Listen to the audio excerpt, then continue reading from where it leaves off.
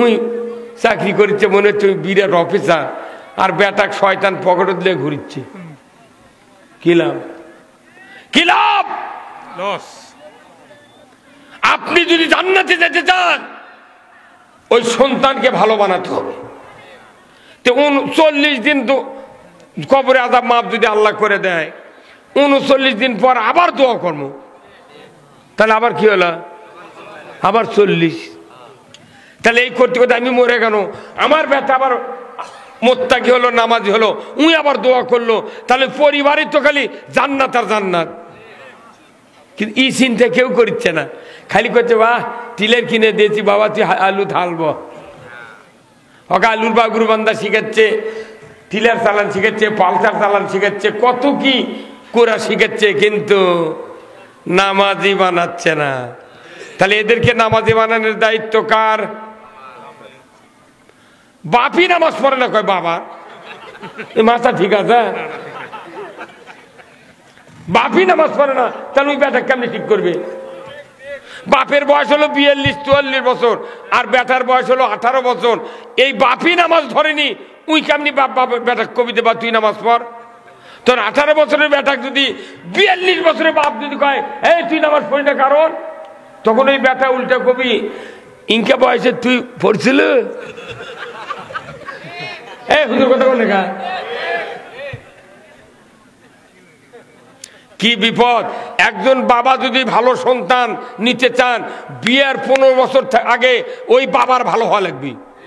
বিবাহ করার 15 বছর আগে একজন স্বামীকে ভালো হতে হবে। কিন্তু 60 বছর পর্যন্ত তাও বাংলাদেশের মানুষ নামাজ পড়ে না। আর আমাকে হুজুর টাকালে বক্তৃতা করেন, মানুষকে হাদায়াত হয় না। তোর বেটা কি মুসলমান হয়? মাস্টারের বেটা মাস্টার হয় না, লেখাপড়া শিখিয়া মাস্টার হওয়া লাগে। কিন্তু পীর এমন একটা সস্তা ব্যবসা, বেটা যদি নামাজও না পারে বাপ মরা পর্যন্ত, বাপ মলি উই বড় গর্দি নিছেন। আবার এমপি কোনো কাম করেনি, উই যদি মরে যায় ও কি আবার ওরই বেটাকে এমপি বানায়।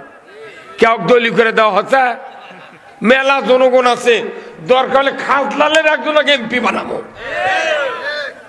কিন্তু ওরা এমন ভাবে রাজনীতি করে, ওরা ওর উপর দিয়ে কাকু উঠপের দেয় না। কথা কর, জি মসজিদের ইমাম আর মুয়াজ্জিন চাকরি করে, মুয়াজ্জিনের বক্তৃতা যদি ভালো হয়, শুক্রবার দিন ইমাম মুয়াজ্জিনও কি বক্তৃতা দেবে দেয় না, কই তুই বক্তৃতা দিলে আমার চাকরি থাকবে না।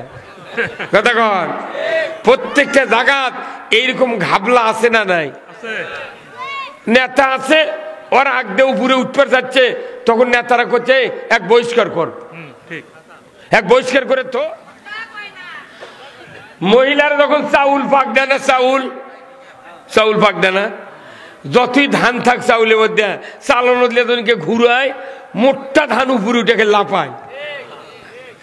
কিয়ামতের দিন আল্লাহ করে পাক দিবি, লুকে থাকার বুদ্ধি নাই। সারা জীবন যাই কে কোন দল করেছে, কে নামাজ পড়েনি, কে সুদ খাচ্ছে, কে ঘুষ খাচ্ছে, কে অন্যায় করছে, কে জানা করছে, সব সেদিন উন্মুক্ত প্রকাশ হবে। কথা ঠিক কিনা? তাহলে সেই দিন কি অবস্থা হবে? এখন নাই লুকে লুকে আসেন। আমাকে ওইটা একটা মানুষ আসছিল, বিয়ে করছে মুন্সি মানুষের পরিবারও। উনি সকালে উঠে ফজরে আজান দেওয়ার পর পর উঠে জোরে আকামত দেয় তালার উপর দিয়ে শুয়ে পড়ে। এখন আত্মীয় স্বজনরা করছে বাপরে না যাও আমার নামাজ রে, ওই আকামত শুনে থুয়ে শুয়ে পড়ে। কি বদমাইশ শুই, সেই মানুষ মরে গেছে। এত বড় চরিত্রের লোককে পৃথিবীতে খুঁজে পাওয়া যাবে? তাহলে তুই যে আকামত দেয় শুনলু, এটা কি আল্লাহ দেখেনি? হ্যাঁ মুরব্বী দেখেনি? তুই এটা কি করলো? তুই নিজে ঠকলু না আল্লাহ ঠকালু? নিজেই ঠকে গেল। আহা কি সহ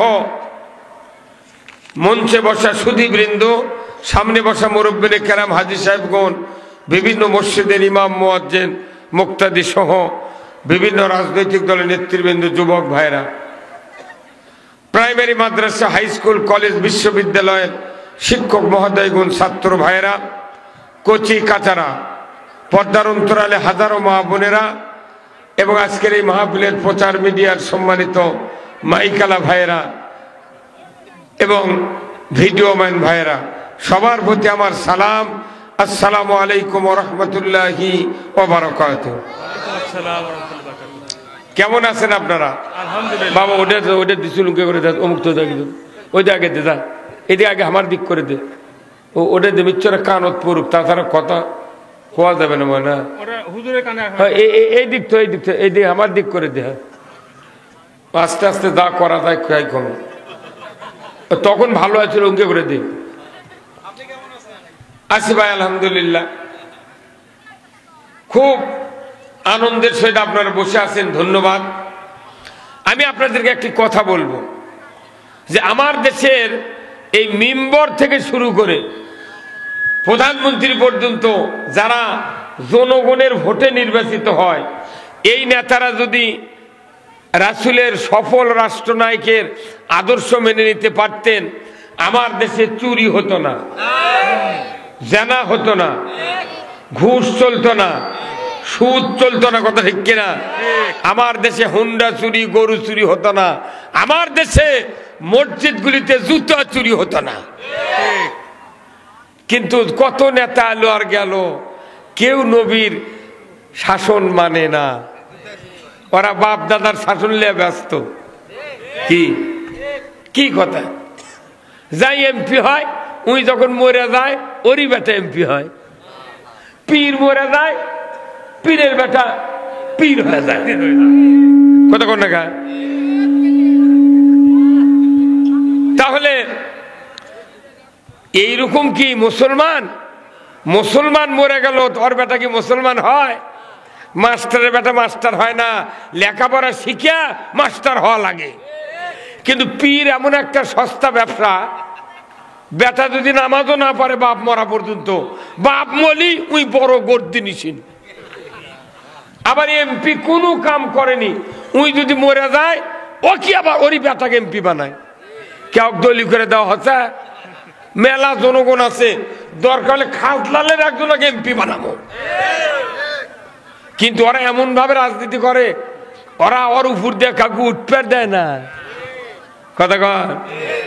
জি মসজিদের ইমাম আর মুয়াজ্জিন চাকরি করে, মুয়াজ্জিনের বক্তৃতা যদি ভালো হয়, শুক্রবার দিন ইমাম মুয়াজ্জিনও কি বক্তৃতা দেবে দেয় না, কই তুই বক্তৃতা দিলে আমার চাকরি থাকবে না, কথা কর।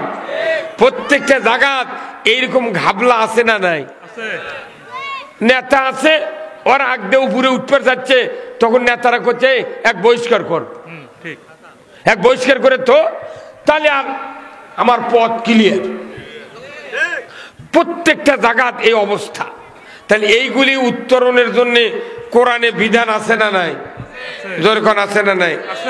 কোরআনে এমন কোন বিষয় নাই যেটা আল্লাহ নাযিল না করেছেন। তাহলে আমি আপনাদেরকে বলতে চাই, আমরা নামাজ আদায় করি, মাহফিল করি, মাদ্রাসা করি, মসজিদ করি, কিন্তু দেশ সুদ আছে, চুরি আছে, জানা আছে, অন্যায় অপকর্ম সব আছে। তাহলে ভালো থাকলো মন্দ থাকলো, তাহলে আমরা যাচ্ছি কোথায়? 20 টাকা লাভ 20 টাকা খরচ, তাহলে আর কিছু থাকলো? তা আমাদের বাংলাদেশের ইমানদের অবস্থা তাই। এটা দিয়ে তো দুনিয়াতে আমাদের শেষ, যা উপায় করল দুনিয়াতে শেষ হলো, আখিরাতে পাচ্ছে কি?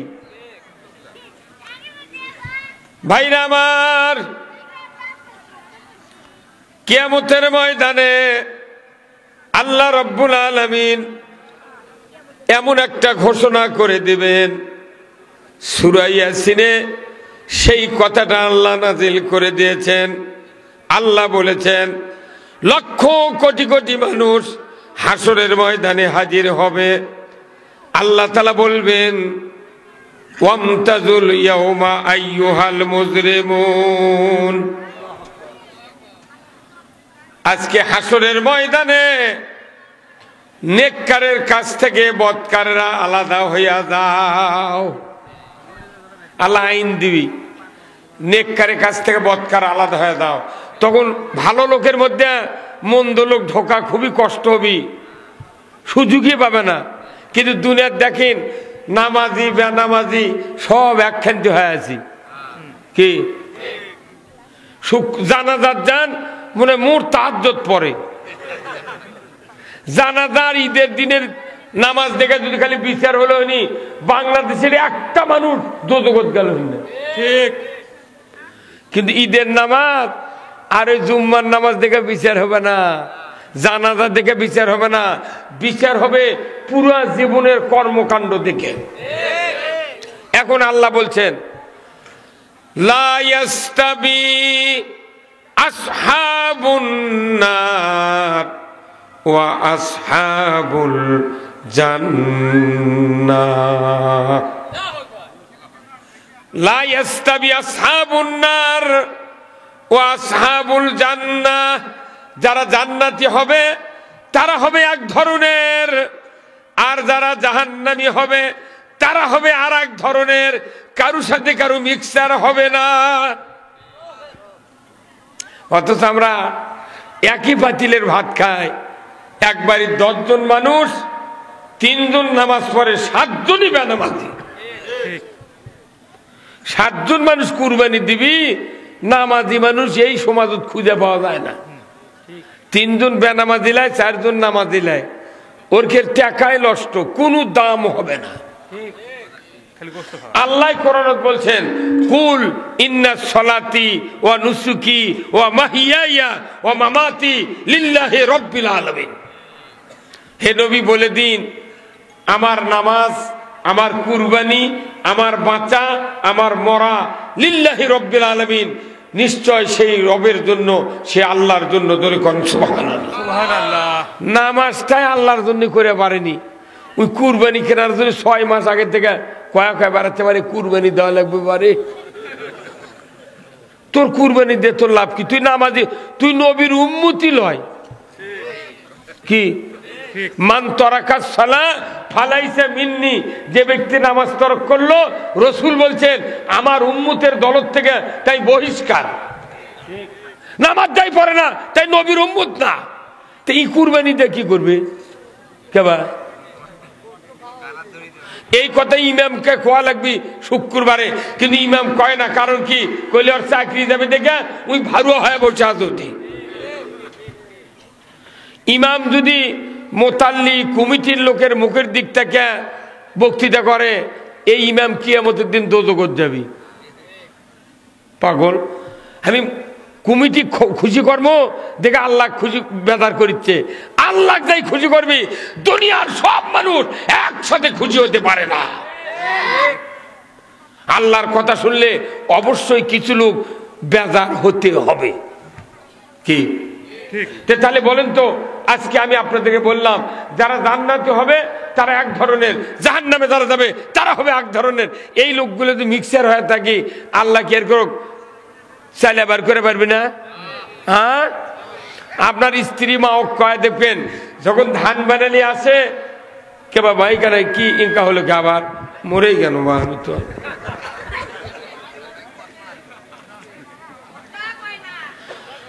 মহিলারা যখন চাউল পাক দেয় না, চাউল পাক দেয় না, যতই ধান থাক চাউলের মধ্যে চালানো দিলে তোকে ঘুরায়, মোটটা ধান উপরে উঠে লাফায়।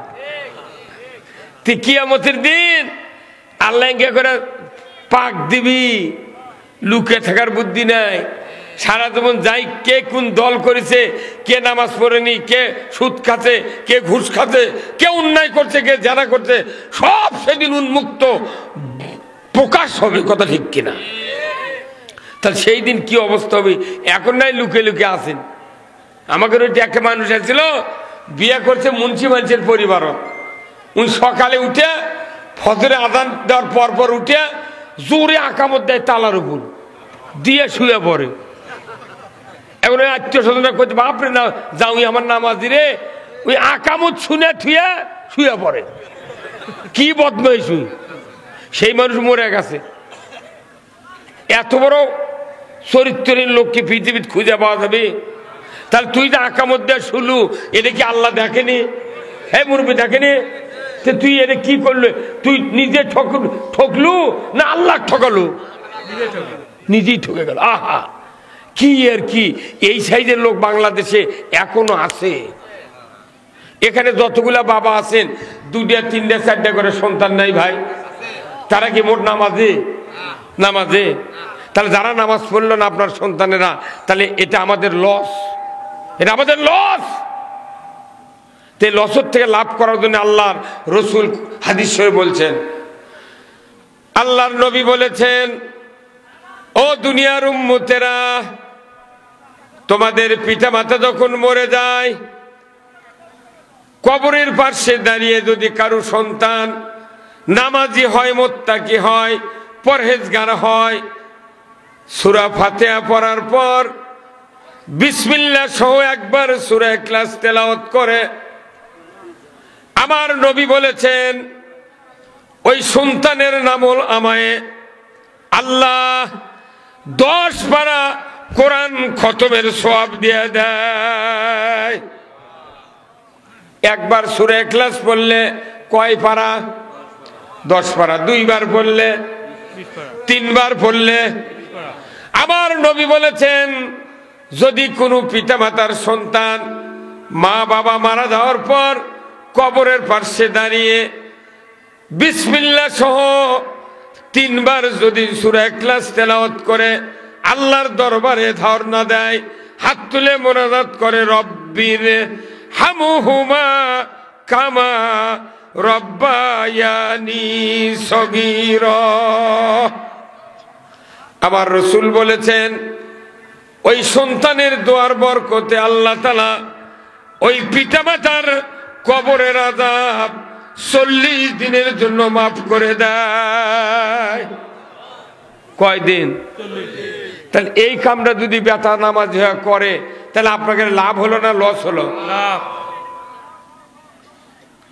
তাহলে এই লাভটা করার জন্য এই বেটা করে নামাজি কে বানাবে? খুব কষ্ট হচ্ছে ভাই, মাইক দিতে না।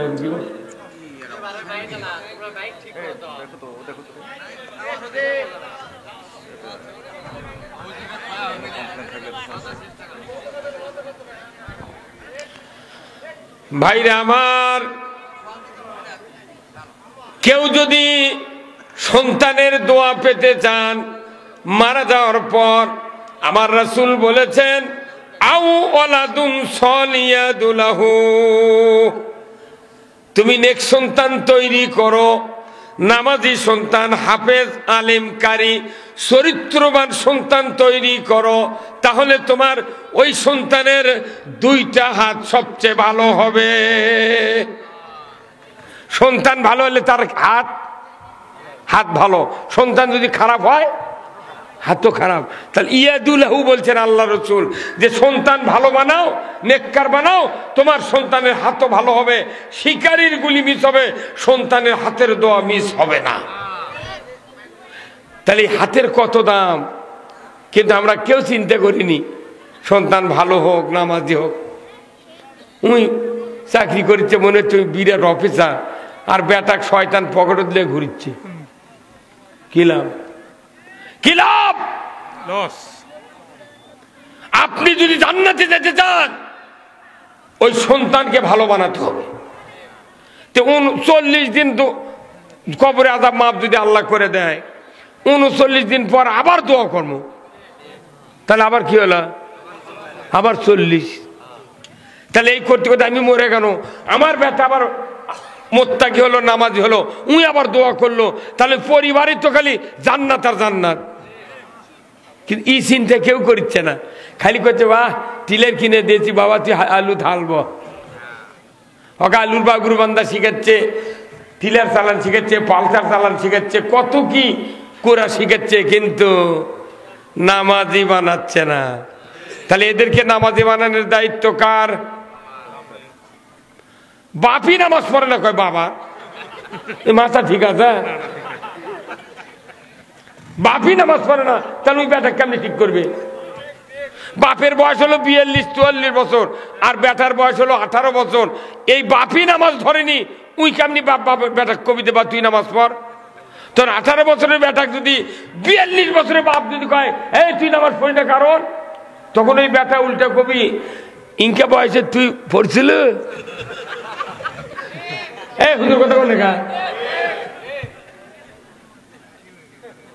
কি বিপদ। একজন বাবা যদি ভালো সন্তান নিতে চান, বিয়ের 15 বছর আগে ওই বাবার ভালো হওয়া লাগবে। বিবাহ করার 15 বছর আগে একজন স্বামীকে ভালো হতে হবে।